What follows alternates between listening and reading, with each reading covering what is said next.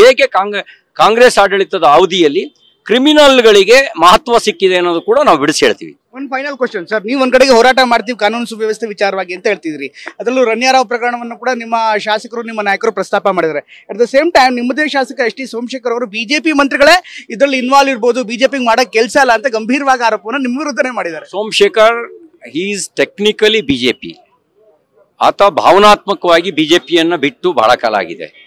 ತಾಂತ್ರಿಕವಾಗಿ ಮಾತ್ರ ಆ ರೀತಿ ರಾಜೀನಾಮೆ ಆತ ಈ ತರ ಮಾತಾಡೋದ್ರ ಬದಲಿಗೆ ರಾಜೀನಾಮೆ ಕೊಟ್ಟು ರಾಜಮಾರ್ಗವನ್ನ ಹಿಡೀಲಿ.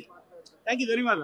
ಹೇಗೆ ಕಾಂಗ್ರೆಸ್ ಆಡಳಿತದ ಅವಧಿಯಲ್ಲಿ ಕ್ರಿಮಿನಲ್ಗಳಿಗೆ ಮಹತ್ವ ಸಿಕ್ಕಿದೆ ಅನ್ನೋದು ಕೂಡ ನಾವು ಬಿಡಿಸಿ ಹೇಳ್ತೀವಿ. ಒಂದು ಫೈನಲ್ ಕ್ವಶನ್ ಸರ್, ನೀವು ಒಂದ್ ಕಡೆಗೆ ಹೋರಾಟ ಮಾಡ್ತೀವಿ ಕಾನೂನು ಸುವ್ಯವಸ್ಥೆ ವಿಚಾರವಾಗಿ ಅಂತ ಹೇಳ್ತಿದ್ರಿ, ಅದರಲ್ಲೂ ರಣ್ಯಾರಾವ್ ಪ್ರಕರಣವನ್ನು ಕೂಡ ನಿಮ್ಮ ಶಾಸಕರು ನಿಮ್ಮ ನಾಯಕರು ಪ್ರಸ್ತಾಪ ಮಾಡಿದ್ದಾರೆ. ಅಟ್ ದ ಸೇಮ್ ಟೈಮ್ ನಿಮ್ಮದೇ ಶಾಸಕ ಎಸ್ ಟಿ ಸೋಮಶೇಖರ್ ಅವರು ಬಿಜೆಪಿ ಮಂತ್ರಿಗಳೇ ಇದರಲ್ಲಿ ಇನ್ವಾಲ್ವ್ ಇರ್ಬೋದು, ಬಿಜೆಪಿ ಮಾಡಕ್ ಕೆಲಸ ಅಲ್ಲ ಅಂತ ಗಂಭೀರವಾಗಿ ಆರೋಪವನ್ನು ನಿಮ್ಮ ವಿರುದ್ಧನೇ ಮಾಡಿದ್ದಾರೆ. ಸೋಮಶೇಖರ್ ಈಸ್ ಟೆಕ್ನಿಕಲಿ ಬಿಜೆಪಿ, ಆತ ಭಾವನಾತ್ಮಕವಾಗಿ ಬಿಜೆಪಿಯನ್ನ ಬಿಟ್ಟು ಬಹಳ ಕಾಲ ಆಗಿದೆ.